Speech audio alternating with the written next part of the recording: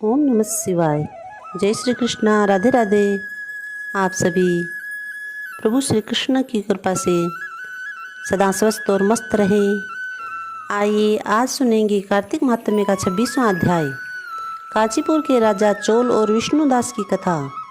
नारद जी बोले, हे राजन, इस प्रकार गणों के वचन सुनकर विस्मित होकर दंडवत करके धर्मदत्त बोला, मनुष्य यज्ञ, दान, तीर्थ, तप आदि से दुख विनाशक विष्णु का आराधना करते हैं। उनमें से विष्णु को प्रसन्न करने वाली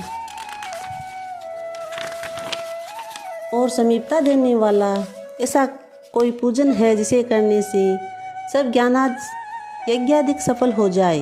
गण बोले, हे विप्र, तुमने अच्छा प्रश्न किया है। हम इतिहास समेत एक प्राचीन वृत्तांत कहते हैं, एकाग्र मन होकर सुनो।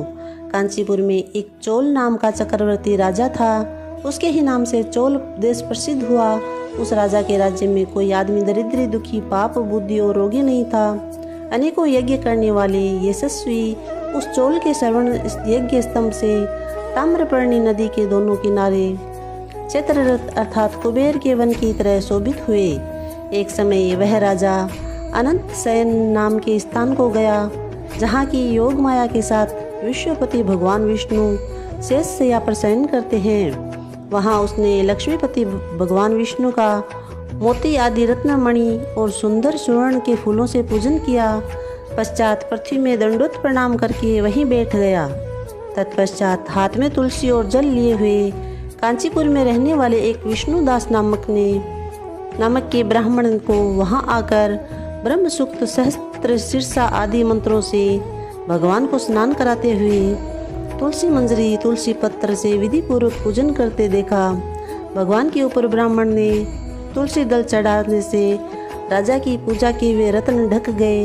यह देखकर राजा कुपित होकर बोला, हे ब्राह्मण, मैंने ये मणिक और स्वर्ण से पूजा की है, वह तुलसी पत्रों से तुमने क्यों ढक दिया है? मैं जानता हूँ तू विष्णु की भक्ति नहीं जानता है।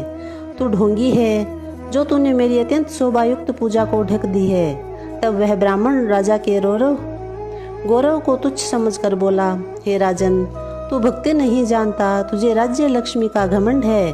बताओ तुमने पहले कितना विष्णु का व्रत किया है?